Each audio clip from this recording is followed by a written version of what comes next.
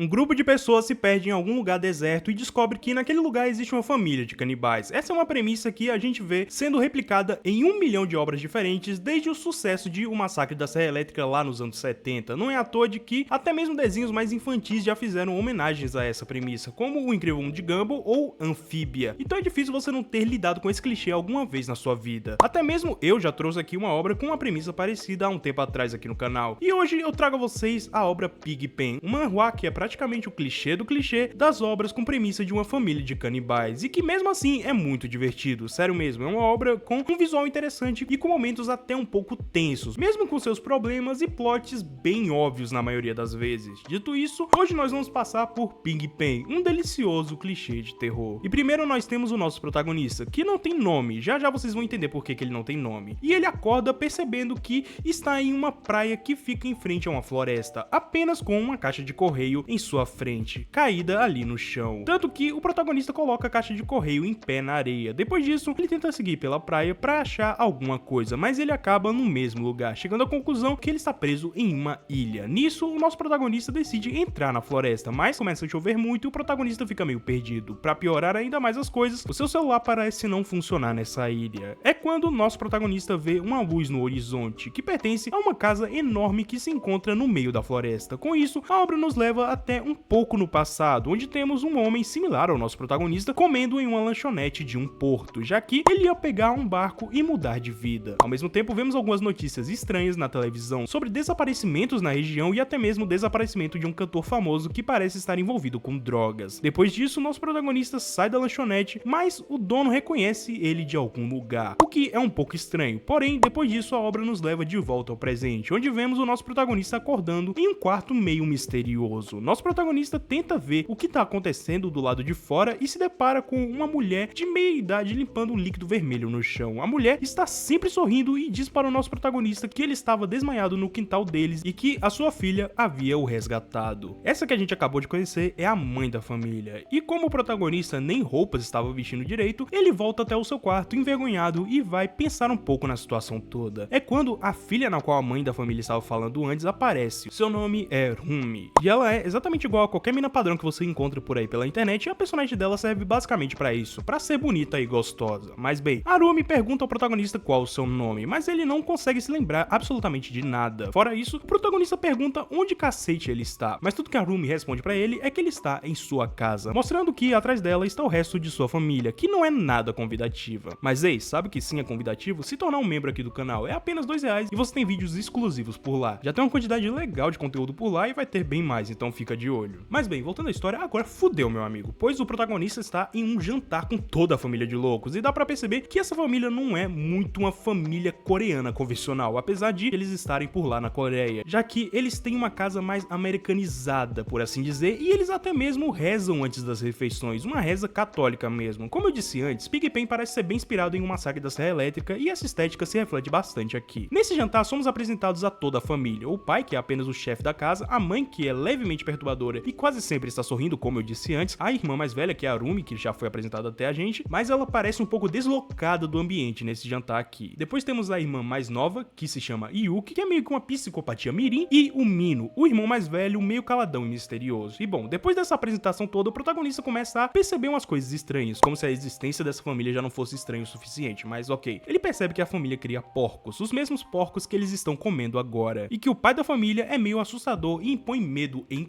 todos. Fora isso, ao final do jantar, o protagonista vai lavar os pratos para compensar a sua presença e acaba roubando uma das facas da cozinha para ficar mais seguro naquela casa. O problema é que a mãe da família percebe esse roubo e vai perguntar ao protagonista se ele pegou a faca, mas o protagonista dá uma desconversada na mãe e ela vai embora por enquanto. Mas naquela mesma noite, o protagonista se encontra olhando pela janela, se lembrando que o seu celular não está mais com ele. É quando o protagonista acaba vendo o Mino do lado de fora, o irmão mais velho, carregando um saco misterioso ao lado de um cara que o protagonista ainda não tinha visto na casa. Nisso, ele decide que é uma boa ideia pegar os sapatos que estavam na porta da casa e seguir os dois para ver o que tá acontecendo. É quando ele é percebido e parado pelo Kim, que é o cara que estava seguindo o Mino. E como o Kim é outro cara que tá preso nesse inferno todo, ele é amigável com o protagonista e até revela um pouco do que aconteceu na noite passada, antes do desmaio dele, já que basicamente quem foi responsável pelo desmaio do protagonista foi o próprio Mino, que o acertou com uma pá. Depois disso, Kim ainda fala pro protagonista mostrar pros moradores dessa dessa casa que ele é um cara útil. E o protagonista volta pro seu quarto, onde ele não consegue mais dormir naquela noite, principalmente porque tem a mãe da família observando ele a todo momento. Nessa cena também, a obra nos mostra uma criança, um menino se pendurando no balanço com o celular do protagonista na mão. Daí a cena corta e somos levados até o café da manhã, que é mais do mesmo, até o momento em que o pai da família mostra que alguém sujou os sapatos dele, que estavam na porta na noite anterior. Nisso o protagonista assume a culpa, até porque foi ele mesmo, e o pai acaba chamando ele pra fora pra dar uns tiros em alguns pássaros, enquanto eles conversam um pouco sobre o que aconteceu na noite passada. Mas quando o pai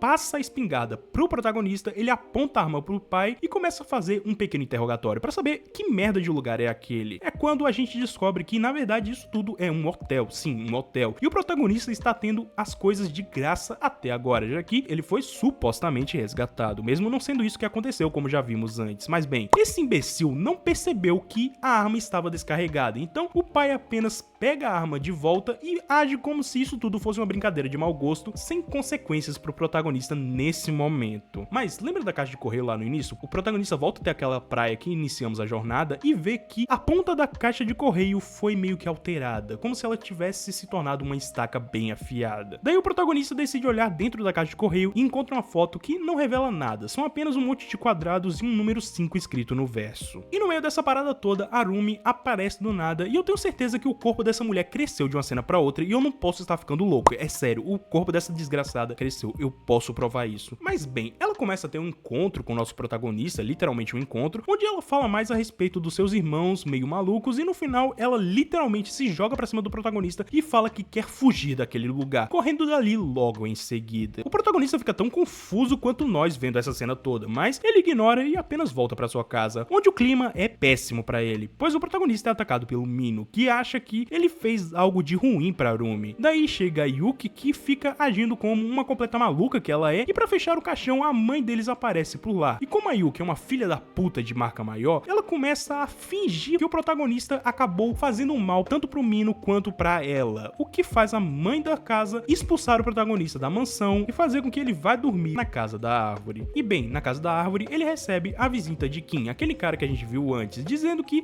ele está fazendo as coisas errado e que ele deveria se mostrar útil pra essas pessoas. Kim também revela ser um cantor famoso, um idol, o mesmo idol que estava desaparecido lá nas notícias do início da obra e que faz o protagonista lembrar um pouco do que aconteceu antes dele chegar até essa ilha. Mas nada que a gente já não soubesse antes. Pra finalizar, o protagonista ainda perguntou onde estão os hóspedes desse hotel, em que o Kim responde que eles estão aqui, apontando pro estômago do protagonista. Mas, como ele é meio burro, ele não entende o que o Kim quis dizer. Mesmo assim, você consegue entender bem o que aconteceu ali. E melhor ainda, pois acabaram de chegar novos hóspedes no hotel. Mas eu vou deixar isso pra quem quiser ir lá e ler por conta própria. Pra quem ficou interessado, a gente parou por volta do capítulo 10 e 11. Enfim, Ping Pen é uma história de terror bem básica, mas que consegue ser divertida e interessante à sua forma. Principalmente com esse visual, que é quase preto e branco, mas dá pra perceber que tem cores ali. Funciona muito nesse tipo de narrativa. Fora que é um tipo de história que te intriga mesmo quando a gente já tem uma ideia do que ela é. Afinal, não é lá a coisa mais genial do mundo. Só que diverte. É o famoso arroz com feijão. Ele alimenta muito bem. É o famoso arroz com feijão, pois ele alimenta muito bem. Só que, bom, se gostou do vídeo, considere se inscrever no canal e se tornar um membro caso tenha condições. E nos acompanhar lá no server do Discord, que de vez em quando eu apareço por lá. Muito obrigado por você que me acompanhou até aqui. Muito obrigado a todos os membros do canal e a todo mundo que se inscreve. Obrigado por tudo e até o próximo vídeo.